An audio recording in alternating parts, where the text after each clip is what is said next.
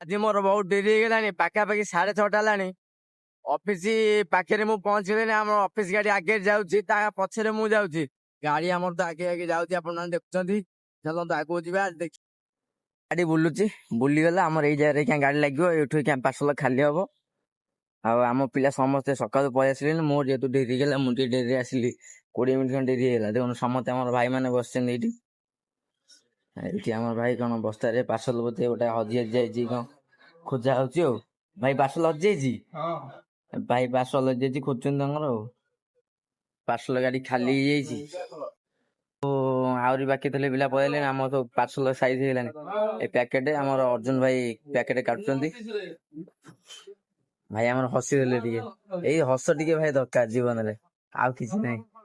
ଭାଇ ଆମର ଟିକେ ଅଧିକା ହସିଲେ। ଦେଖନ୍ତୁ ଏପଟେ ଆମର ଗାଡି ଅଧା ଖାଲି ସଇଲାଣି। ଭାଇ ମାନେ ଆମର ସ୍କାନ କରି ପାର୍ସଲ ବାହାର କରୁଛନ୍ତି। ସେଠି ଆମର ଏଇଟା ହଉଛି ଆମର ରେଷ୍ଟ ରୁମ। ଏବେ ଆମର ପାର୍ସଲ ଲୋଡ ହେଲା। ଏଇ ପାର୍ସଲ ଟା ହଉଛି ଆମର କଣ କହିଲି, ଯୋଉ ପାର୍ସଲ ଆମର ରିଟର୍ନ ହେଇଥାଏ ଯିବା ପାଇଁ, ଏଇ ପାର୍ସଲ ଆମର ବ୍ୟାଗିଂ ହେଇକି ଲୋଡ ହୁଏ ବାହାରିଲା ଯିବା ପାଇଁ। ଆ ଭିତରେ ଯେତିକି ଅଛି ରିଟର୍ନ ପାର୍ସଲ ସବୁ ଏଥିରେ ଅଛି। ଇଏ ପୁଣି ଯାଇକିରି ପାର୍ସଲ ଆମର ପହଞ୍ଚିବ ଭୁବନେଶ୍ୱରରେ। ଯୋଉ ଜାଗାରୁ ପାର୍ସଲ ଗାଡି ଆଣିଥିଲା, ଆମକୁ ପାର୍ସଲ ଦେଇଥିଲା ଅଫିସ ରେ, ସେଇ ଜାଗାକୁ ଯିବ। ଇଏ ପୁଣି ତା ଜାଗାକୁ ଫେରିଯିବ ଯୋଉ ଜାଗାରୁ ପାର୍ସଲ ଆସିଥିଲା। ନମସ୍କାର, ଜୟ ମା ଶାରଳା। ସାଙ୍ଗମାନେ କେମିତି ଅଛନ୍ତି ଆପଣ ମାନେ? ଆଶା କରୁଛି ଆପଣ ମାନେ ଭଲରେ ଥିବେ। ମୁଁ ପୁରା ବଢିଆ ଅଛି। ଆଉ ଆଜି ଆଜ୍ଞା ମୁଁ ଟିକେ ଅଧିକା ଖୁସି ଅଛି। କାହିଁକି ନା ପାଖାପାଖି ଆଜି ଆଣିଥିଲି 77ଟା ପାର୍ସଲ। ଆଜି ହଉଛି ରବିବାର, ଆଉ ଆଜି ହେଲା ମୋ ଡେ 6। ତ ମୁଁ ଆଣିଥିଲି ଆଜି 77ଟା ପାର୍ସଲ।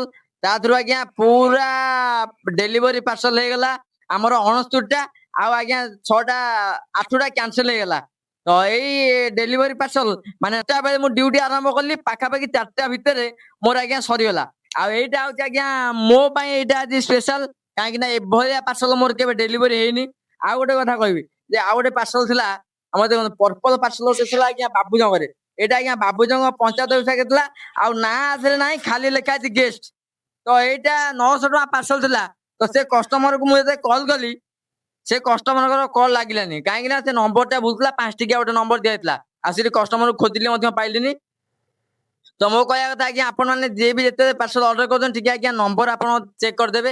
କାହିଁକି ନା ଭୁଲ ଭାଲ ନମ୍ବର ବେଳେ ଦିଆଯାଏ ବୋଲି ସେଥିପାଇଁ କନଫର୍ମ ହୁଏନି। ତ ନମ୍ବରଟା ନିହାତି ଚେକ୍ କରିଦେବେ। ଆଉ ଆଜ୍ଞା ଧୈର୍ଯ୍ୟ ନାହିଁ, ଏବେ ବାହାରିଲେଣି, ଘରକୁ ଯିବି, ଆଉ ଦିଟା ଖାଇବି, ତାପରେ ଶୋଇବି। ଏମିତି କିଛି କଥା। ତ ରଖୁଛି, ନମସ୍କାର, ଜୟ ମା ଶାରଳା। ଦେଖା ହବ ଆଉ ଗୋଟେ ନୂଆ ଭିଡିଓରେ। ଚୁଟି ଫୁଟି ଅବସ୍ଥା ପୁରା ଆଜ୍ଞା ପୁରା ବାହାର ବାଜି ଯାଇଛି। ଆଉ କଣ କହିବି ଆଜ୍ଞା, ଚାଲନ୍ତୁ ଆଗକୁ ଯିବା।